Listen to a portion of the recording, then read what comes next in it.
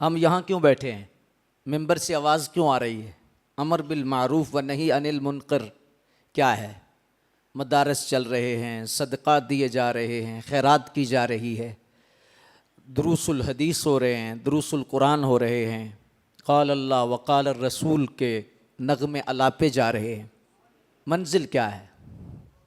मंजिल सिर्फ यही है ना कि अल्लाह राज़ी हो जाए, अल्लाह की रज़ा नसीब हो जाए और अल्लाह का कुर्ब हमें मुयस्सर आ जाए। तो अल्लाह का जो वास्ता है बीच में, ये असल में बंदे का रुख है और उस पर फिर अल्लाह तबारक व तआला ने कवानीन बनाए हैं कि भाई मेरे पास आना है तो ये रास्ते से आओ, इस रास्ते से आओ, इस रास्ते से आओ। 100 तकरीरों और 100 वाज़ों का अगर मैं निचोड़ एक लफ्ज़ में कहूँ तो ये है कि अल्लाह तक पहुँचने का कोई और रास्ता है ही नहीं सवाए मदीने वाले रास्ते से।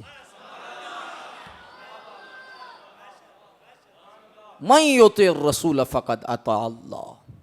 जितने रास्ते जाते हैं मदीने शरीफ ही जाते हैं, जितने भी रास्ते जाते हैं उधर ही जाते हैं। शाह अब्दुल अज़ीज़ दब्बाग़ अल-अबरीज़ शरीफ में एक बहुत खूबसूरत जुमला लिखते हैं, फरमाते हैं मुमकिन ही नहीं कि मारिफत मुस्तफ़ा के बग़ैर मारिफत खुदा हो। मैं मुमकिन ही नहीं, बल्कि वो तो यहाँ तक लिखते हैं, आप फरमाते हैं कि जिसको जिस कदर मारिफत हबीब खुदा है उसको उस कदर ही मारिफत ज़ाते खुदा है।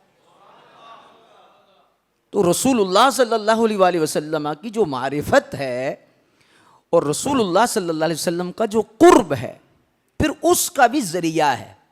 और उसका ज़रिया क्या है? उसका ज़रिया एक लफ्ज़ में अगर कहूँ तो वो ज़रिया है कि जो रसूल तक पहुँचे उन तक पहुँचा जाए।